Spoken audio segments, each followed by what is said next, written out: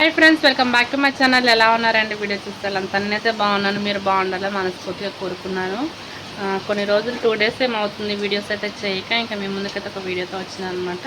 అది ఇంకా వీడియో అయితే నేను ఏమేమి పనులు చేసుకుంటాను అన్నది బ్లాగ్లో ఉంటుంది. అంతేకాకుండా మంచి రెసిపీ అయితే మీ ముందుకు వచ్చిన. ఇంకా స్కిప్ చేయకుండా ఇంకా లాస్ట్ వరకు అయితే చూడండి. ఓకేనా ఫ్రెండ్స్? వీడియోలోకి అయితే వెళ్ళిపోదాం.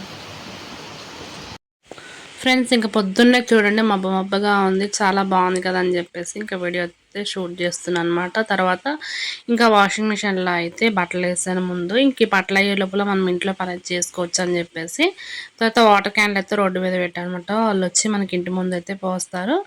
ఇంకా గిన్నెలన్నీ స్టాండ్లోకి వేసుకొని రైస్ అయితే కడిగి పెట్టాను. ఉడికింది. కర్రీ అయితే ప్రిపేర్ చేస్తుందని ఇంకా పాపకైతే పాలు కాగబెట్టి వాటర్ అయితే 2 కాగబెట్టి ఇంకా పక్కనైతే పెట్టాను అనమాట. ఇక ఈరోజు ఒక స్పెషల్ వంటకం అనమాట. అది కూడా క్యారెట్ ఎగ్ ఫ్రై అనమాట. అయితే నేను ఒకసారి క్యారెట్ కర్రీ చేసినప్పుడు క్యారెట్స్తో ఏం చేయొచ్చు అని అడిగినప్పుడు ఒక కామెంట్ పెట్టారనమాట ఒకళ్ళు. ఇట్లా క్యారెట్ ఎగ్ చేయొచ్చు, చాలా బాగుంటుందని చెప్పేసి, సరే నేను కూడా ట్రై చేద్దామని చెప్పేసి ఇక నేను కూడా చేస్తున్నాను. అది మీకు కూడా చూపిస్తున్నాను. ఓకేనా ఫ్రెండ్స్?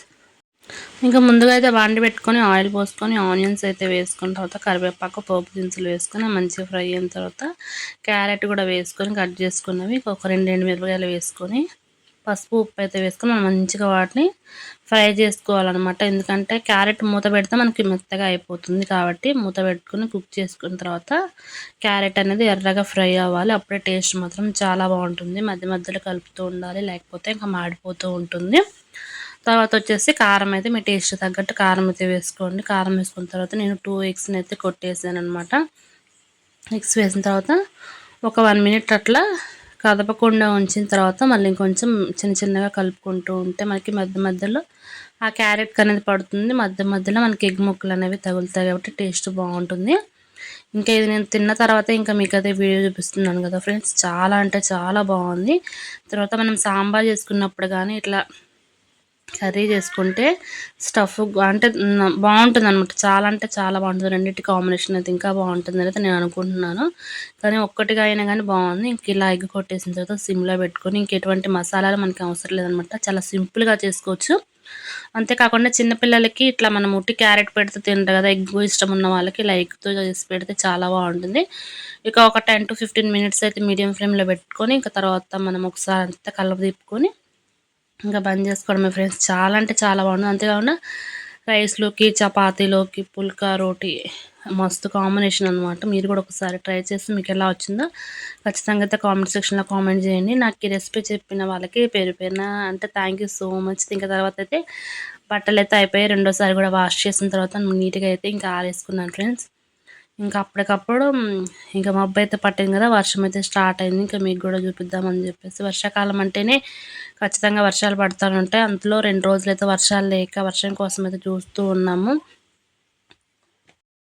ఇంకా వర్షం అయితే పడుతుంది. మాకు వర్షం వచ్చినప్పుడు ఇక్కడ మాత్రమే పోర్టుకోలో ఇంకా ఆరేసుకోవడానికి ఉంటాయి బట్టలు. ఇంకా ఇక్కడైతే అక్క వాళ్ళే అంటే మా తోటికోడలు వాళ్ళే మా ఇక్కడే ఆరేసుకున్నాం అనమాట. ఇంకా చూడండి, నేను పైప్ ఒకటి ఉంటే ఆ పైప్ని అలా పెట్టేసి బట్టలు ఆరేస్తాను అనమాట. ఎందుకంటే బట్టలు ఆరేసుకోవడానికి ప్లేస్ లేదు కాబట్టి. తర్వాత వర్షం మాత్రం సైలెంట్గా వస్తుంది కానీ ఫుల్ వర్షం అయితే వస్తుంది. ఇంక ఈ వర్షంలోకి ఏమైనా వేడివేడిగా చేసుకొని తింటే చాలా బాగుంటుంది కదా. అంటే కొంతమందికి ఇష్టంగా ఉంటుంది కదా ఇలా వెదర్లో ఏమైనా చేసుకుంటే బాగుంటుందని చెప్పేసి ఇంకా మేము కూడా చిప్స్ ఉన్నాయి కదా, అంటే గొట్టాలు ఉన్నాయి, అవి కూడా ఫ్రై చేసుకుందాం అని చెప్పేసి ఇంకా అమ్మ అయితే ఇంట్లో అయితే చేస్తుంది ఫ్రెండ్స్. ఇంకా అప్పటికి టైం 12 గంటలు అట్లా అయింది. మా చిన్న మామయ్య గేదెలు ఇప్పుతున్నాడు అనమాట. అంటే గేదెలు పొలానికి తీసుకెళ్తున్నాడు మేత కోసం. అయితే ఇంకా మామయ్య అయితే మీకు చూపిస్తున్నాను. హాయ్ అలాంటిది చెప్పిద్దామంటే వాళ్ళకి తెలియదు కదా, అందుకని అయితే ఇంకా మామయ్య ఒక్కడిని మీకు చూపిస్తున్నాను. వేరే వాళ్ళ గేదెలు అయితే అంత ప్రత్యేకించి చూపించను, మామయ్య కాబట్టి చూపిస్తున్నాను. ఈ వర్షాకాలం అయితే తప్పదు కదా ఫ్రెండ్స్, ఎట్లున్నా కానీ వాటిని మేపాలి కదా, అవి ఉంటేనే కదా పాలు ఇచ్చేయి. అంటే చాలామంది ఎర్లీ మార్నింగ్ స్టార్ట్ అయ్యేది టీతోనే కదా. ఇంకా తర్వాత ఇక అమ్మ అయితే ఇక్కడ చిప్స్ అయితే వేపుతూ ఉంది.